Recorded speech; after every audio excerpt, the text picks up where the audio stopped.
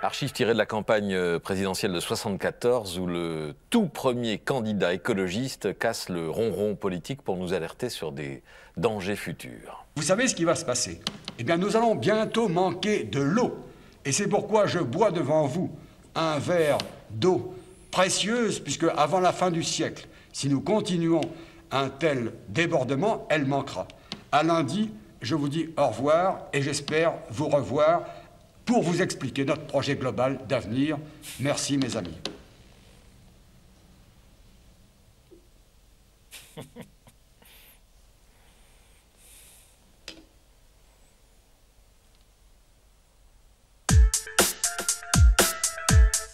René Dumont, pionnier de l'écologie politique. Yannick Jadot, pourquoi nos sociétés ont-elles mis si longtemps à prendre cette cause au sérieux? Parce que c'est difficile. Parce que c'est difficile de se projeter dans un avenir qui peut être catastrophique si on n'agit pas. Parce que c'est toujours difficile de changer ses comportements parce qu'on a des habitudes, on a des conforts. Et surtout si on a l'impression qu'au fond, si le voisin ne le fait pas, est-ce que c'est vraiment utile? Si la France ne le fait pas, est-ce que c'est vraiment grave? Et on peut reporter comme ça les Américains qui disent si les Chinois ne le font pas, pourquoi nous le faire? Et que ça s'inscrit dans le temps. Donc, ce qu'il faut arriver à faire aujourd'hui, c'est à démontrer que, à la fois, changer ses comportements, c'est se faire du bien, c'est nous faire du bien collectivement, mais changer ses comportements, ça ne suffit pas. C'est un quart de la réponse, en vrai. 75%, les trois quarts de la réponse sont les politiques publiques. Donc, on voit René Dumont dans l'alerte, évidemment. Aujourd'hui, l'enjeu, c'est de prendre le pouvoir. C'est de prendre le pouvoir, sortir du déni. Mais pour sortir du déni, il faut créer l'enthousiasme. À la fois répondre concrètement, dire le chemin et dire que tout le monde sera sur ce chemin-là, que ça se fera d'abord au bénéfice des plus fragiles, victimes du dérèglement climatique, victimes de la pollution de l'air, victimes de la malbouffe, et que ça se fera d'abord à leur bénéfice et non pas à leur détriment. René Dumont, le premier candidat écologiste qui a fait un peu plus de voix que Jean-Marie Le Pen d'ailleurs à cette élection, mais qui n'a pas été beaucoup entendu à l'époque. C'est dommage ? Oui, enfin, c'est dommage. La réalité, c'est que c'est le modèle économique qui a été développé plus tard, qui est le vrai modèle qui tue notre planète. C'est le modèle ultralibéral, c'est le modèle fondé sur le libre-échange, sur le moins-disant social, sur l'utilisation, le pillage, en fait, de la planète. C'est ça auquel il faut mettre fin pour pouvoir retrouver, pour pouvoir défendre l'environnement véritablement. Voilà. La pollution existait et comment la pollution existait, mais tout nous dit là d'ailleurs depuis cette période-là que c'est par la technologie aussi qu'on arrive à résoudre les problèmes qui sont la conséquence de l'activité humaine. Vous voyez, c'est grâce au progrès en fait qu'on arrive à faire en sorte que les industries polluent moins, que le nucléaire pollue moins, que c'est grâce par exemple aux usines de désalinisation de l'eau qu'on peut demain, on règle déjà, mais on réglera encore plus demain, le manque d'eau dans le monde, parce qu'il avait raison. Il y a des endroits qui manquent d'eau aujourd'hui, au moment où nous parlons. Et donc moi, je crois beaucoup au progrès. Je veux dire, je ne pense pas que les choses soient fixes et qu'il faille faire indéfiniment, siècle après siècle, avec les éléments technologiques que nous avons. Non, on va trouver, on découvre des choses tous les jours pour pouvoir améliorer la situation. Mais il n'en demeure pas moins que le modèle économique, lui, si on continue à le choisir, au lieu du localisme, au lieu de la proximité, eh bien, on finira par mal vivre. C'est pas tellement la planète qui souffre, ce sont les hommes qui souffrent. Donc en fait. vous n'êtes pas écologiste canal historique, on l'a bien compris en vous écoutant. Oui, Jean-Marie Le Pen parlait de l'écologie comme la nouvelle religion des bobos-gogos. Ça a longtemps été une expression dans le parti. Oui, bon, non, mais c'est pas ça. Non, moi je suis plutôt attaché à ces problématiques écologistes, mais j'essaye de les regarder par le vrai bout de la lorgnette, pas par le mauvais bout de la lorgnette. Vous voyez ? C'était dans les spots de la campagne officielle. René Dumont, le premier candidat écolo, qui prêchait assez largement dans le désert. Les communistes ont mis longtemps à se réveiller sur la question de l'écologie, non? Bah, écoutez, vous savez, pour préparer cette élection présidentielle, j'ai ressorti des archives des précédentes élections présidentielles où nous avions présenté des candidats.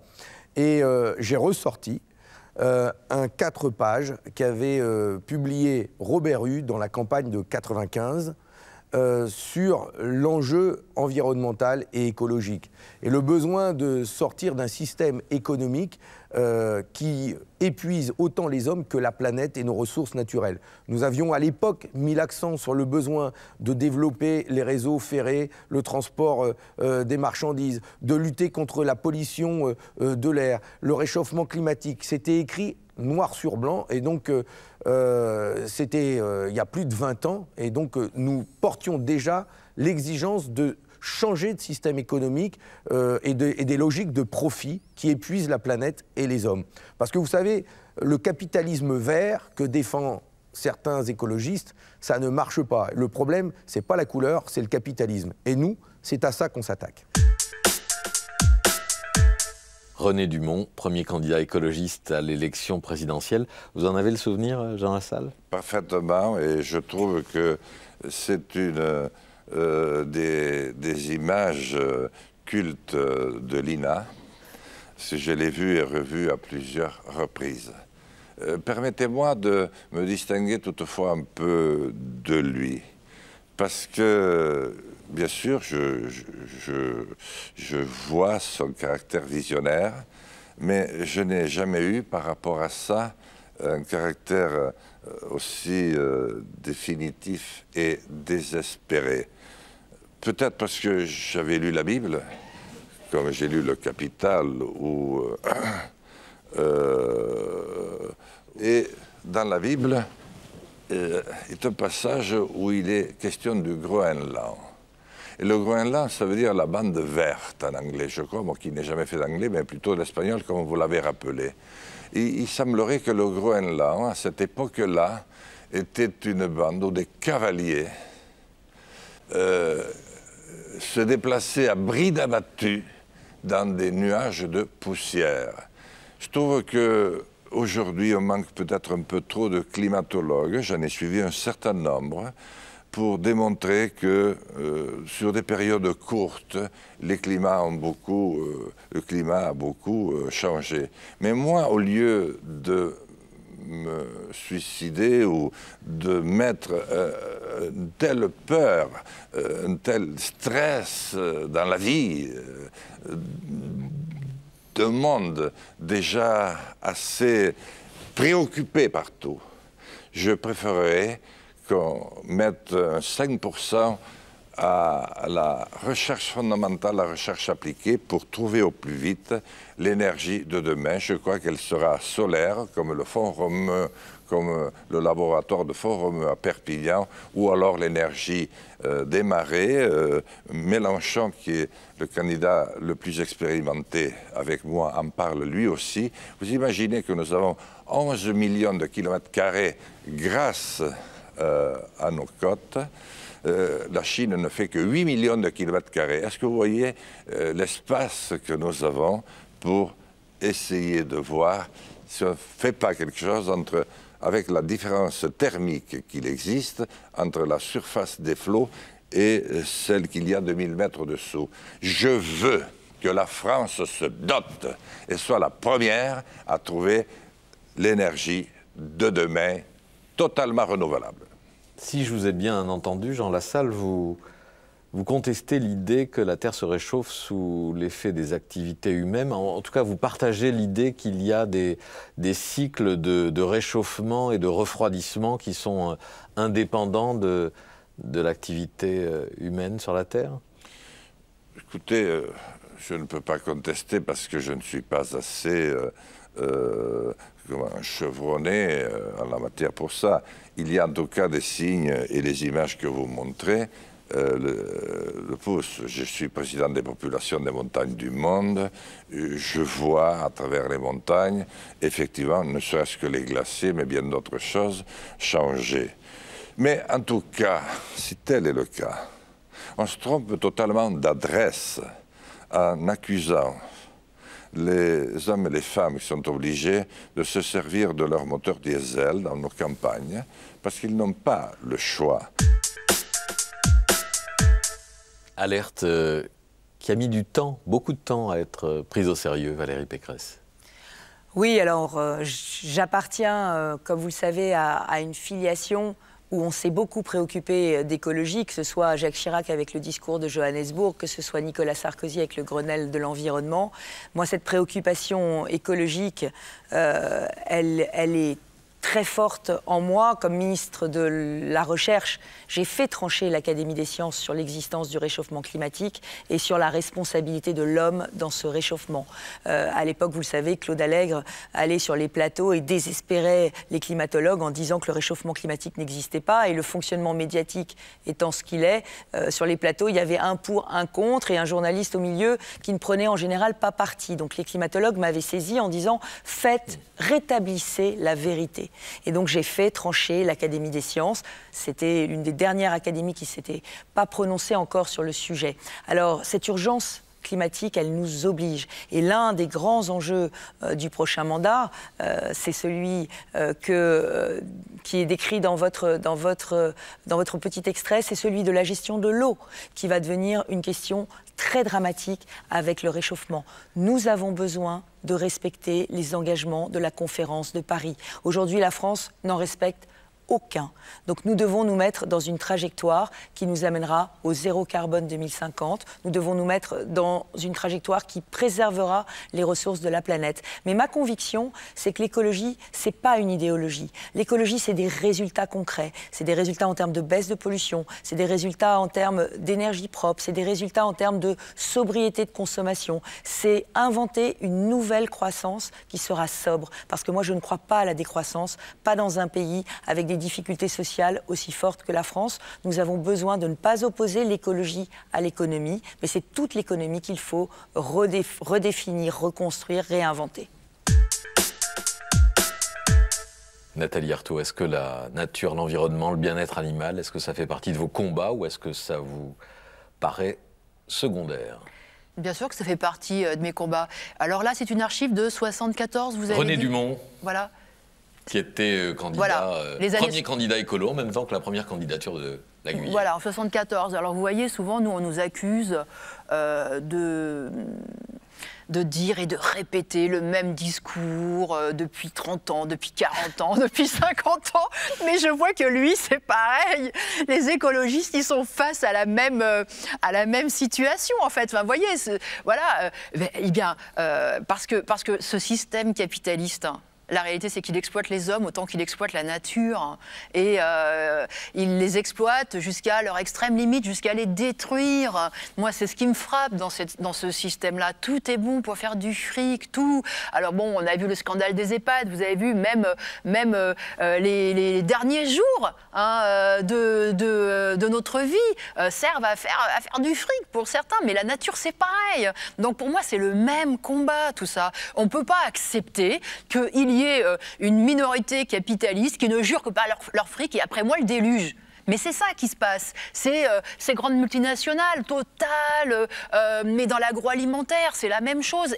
Et moi, ce que j'ai quand même envie de dire aujourd'hui, c'est qu'on leur fait confiance à eux, à ceux qui ont pollué, à ceux qui ont détruit la planète, on leur fait confiance pour faire la transition énergétique, pour que demain, en fait, enfin, on respecte les ressources naturelles, on leur fait confiance. Mais comment leur faire confiance ? Ce n'est pas possible, ce n'est pas possible. Alors moi, oui, je prétends d'ailleurs dans cette campagne avoir le programme le plus conséquent en matière écologique. Pourquoi ? Parce que je suis pour l'expropriation de ces grandes multinationales et pour qu'on les prenne en main de façon collective et pour qu'on les fasse fonctionner, non seulement pour qu'elles répondent d'abord aux besoins vitaux des femmes et des hommes, et pas aux caprices de quelques riches, mais aussi pour qu'elles puissent préserver la planète, pour qu'on prenne en considération effectivement la limitation de ces ressources naturelles.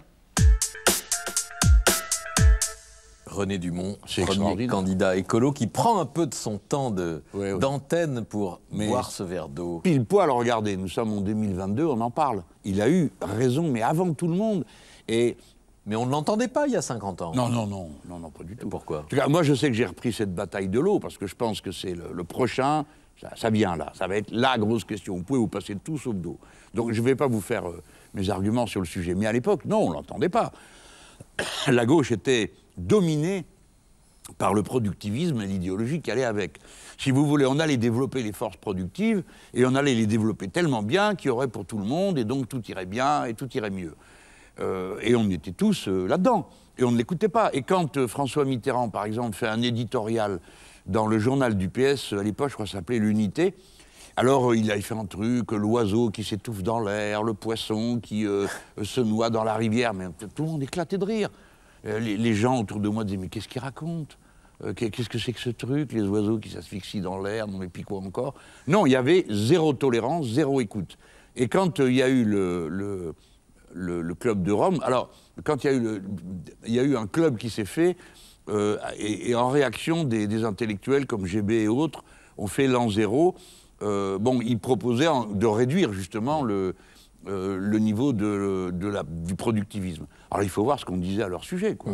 La gueule ouverte. Ça, c'est des suppôts du capitalisme. Ils veulent augmenter le chômage et faire peur aux travailleurs. Enfin, le discours était complètement stéréotypé, bloqué et paralysé. Et il a fallu que je me trouve, moi, confronté à la purdité de ce qu'on racontait, que je me rende compte qu'au fond, l'écologie politique présentait la question du collectivisme sous l'angle qui m'intéressait, c'est-à-dire les biens communs, l'humanité comme une seule espèce animale, et que tout d'un coup je fasse le lien entre ça et mon fondamental, qui est la philosophie humaniste et révolutionnaire 89 droits de l'homme, pour que je comprenne que tout ça se tenait, et que c'est ce qu'on racontait qui tenait pas avec. Cette vision absolument... c'est du mauvais Prométhée, hein, c'est Prométhée exalté, parce qu'on va tout régler en produisant et en prélevant. Et Karl Marx, on l'avait lu que comme ça. Pourtant, Marx est le premier à dire le capitalisme épuise l'homme et la nature. Mais ça ne nous intéressait pas à l'époque. On ne voulait pas voir ça. René Dumont, le premier candidat écolo, il avait raison, non? Il avait raison et pas raison à la fois, mais il avait raison. Et j'ai beaucoup d'admiration pour les gens de conviction. Lui aussi, on aurait pu dire qu'il était Don Quichotte. Mais on sème toujours des petites graines qui évoluent, la preuve. Et il a raison, c'est un des défis majeurs.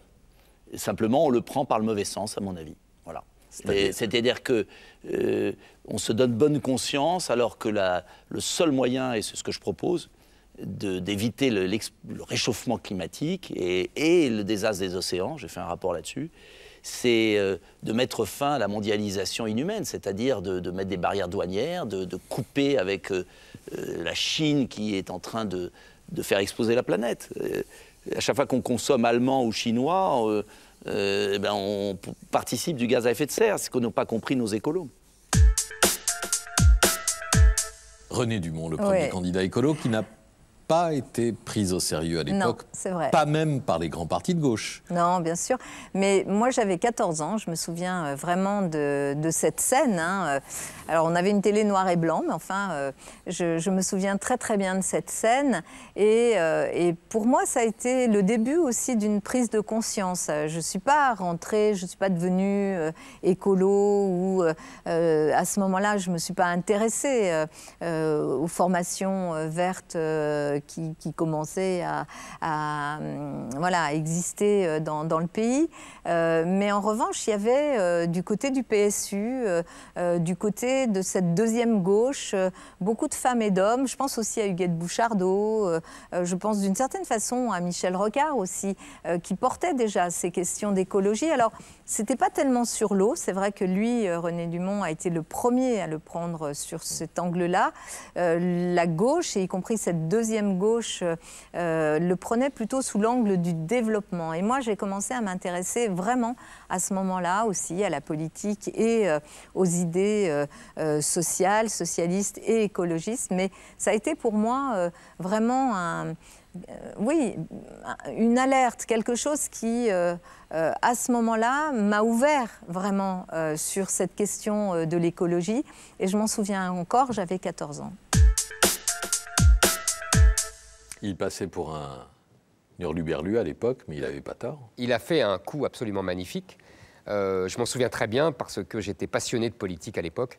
Et donc je suivais ça avec passion. Je suivais tous les débats politiques. Il y avait Giscard, Mitterrand, etc. et tous les autres. Mais ça ne vous a pas ancré dans l'écologie pour autant? Non, pas du tout. Pas du tout. D'ailleurs, il se trompait. Il disait avant la fin du siècle. On est 20 ans après le siècle et on ne manque pas d'eau et personne ne manque d'eau.